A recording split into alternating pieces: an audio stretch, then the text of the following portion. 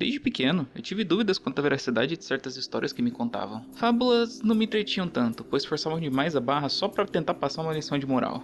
Por exemplo, beleza, o lobo destruir a casa dos porcos, mas assoprando? Eu consigo pensar numas 5 formas diferentes que o lobo atacaria os residentes da casa sem precisar destruir ela, desde invasão domiciliar até táticas de cerco. E para começar, como que os porcos pegaram as ferramentas para construir estruturas sem nem ao menos terem polegar opositor? Ainda mais uma casa de tijolo que demoraria muito tempo para ser feita sozinho. O lobo atacaria antes mesmo da prefeitura conferir se a obra estava irregular.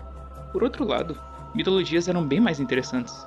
Talvez por ter um valor de choque, pois era comum retratar em guerras, poderes sobrenaturais, intrigas e até antropomorfismo dos mais malucos possíveis. Só que acontece que as mitologias morreram conforme os anos passaram. A ciência atropelou várias crenças e mitos que pessoas simples de eras remotas tinham como verdade.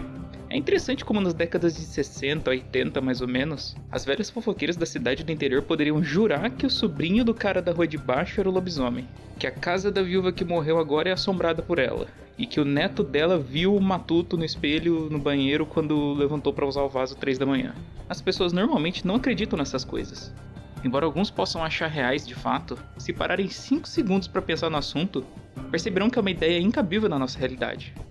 Mas independentemente de fato ou ficção, onde foram parar todas essas histórias, que agora que a tecnologia nos deu câmeras? E nesse momento, é lua cheia, o sobrinho do cara tá jogando bola na rua. Finalmente podemos tirar uma foto ou fazer uma filmagem, pra provar de uma vez por todas as fofocas das véias. E por fim, acaba que não passam de boatos. Com as mitologias era diferente. Fenômenos que os humanos ainda estavam longe de explicar, eles tapavam as crises existenciais com histórias.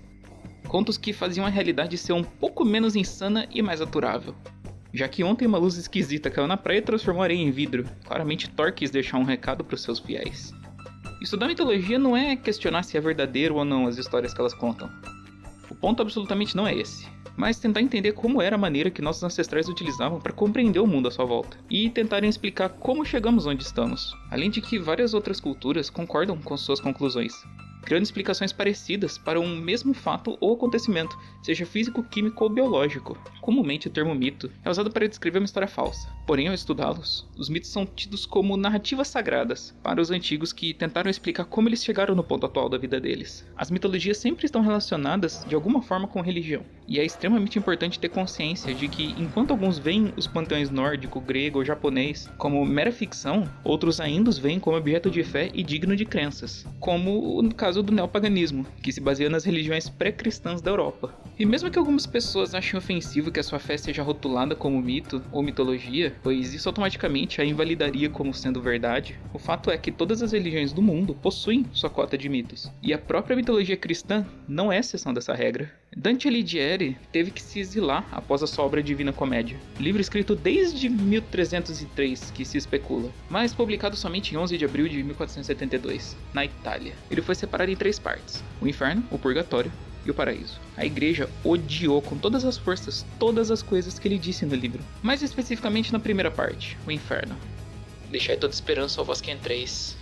Ele citou muitos nomes de pessoas importantes e famosas, inclusive antigos membros da própria igreja, que estavam sendo torturados no inferno pela eternidade, condenados por crimes que provavelmente queriam tentar deixar cair no esquecimento, se eles aconteceram de fato. A história se desenrola com ele passando por todos os planos da mitologia cristã, sendo guiado por sua maior fonte de inspiração, Virgílio, que é um personagem associado a um dos primeiros e maiores poetas de Roma, nos séculos antes de Cristo até. Tudo para que Dante pudesse se reunir com a sua amada Beatriz, que segundo teorias de estudiosos, era uma figura real e comprometida na época.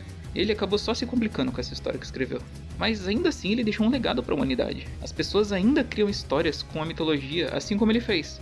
Mas acima de tudo, ainda continuamos a criar as nossas próprias mitologias. Contraintuitivamente, avistamentos de supostos OVNIs e alienígenas ficaram muito mais frequentes depois que as câmeras foram inventadas, diferente dos lobisomens e assombrações brasileiras que sumiram. Isso acontece pois é como quando você aprende uma palavra nova, e do nada, ela começa a aparecer mais vezes no seu dia a dia. Então você fica pensando se ela sempre esteve ali e você nunca reparou, ou se ela só passou a existir depois que você aprendeu ela. É muito mais fácil você encontrar algo quando sabe o que está procurando. E a partir de uma imagem ou uma descrição de como é um OVNI ou um alienígena, as pessoas podem começar a associar coisas corriqueiras ou ilusões e efeitos meteorológicos a isso tudo. Independente de existir obras como Hades e God of War, hoje, mais do que nunca, uma mitologia moderna se expande a cada dia. Criado em 19 de janeiro de 2008, a Fundação SCP é um repositório de arquivos fictícios contendo informações de como lidar com anomalias, que estariam presentes na nossa realidade, e que estaríamos longe de compreender por desafiarem a lógica e as leis que regem nosso universo de acordo com como a gente acredita.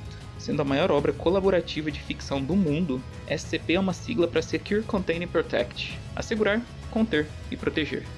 E proteger do que exatamente? Em sua grande maioria, entidades, que são nomeadas de acordo com o número contendo a sigla SCP antes, para saber que se trata de um arquivo da Fundação, que com as mais variadas características desafiam a nossa sanidade, e podem causar algum mal para o ser humano, como o caso do primeiro SCP descrito de todos, o SCP-173, uma estátua que quando não é observada se move rapidamente até o ser vivo mais próximo para fazer ele deixar de ser vivo. Esse é o seu único propósito de existência. Um adendo aqui é que cada um pode criar um registro do SCP, praticamente.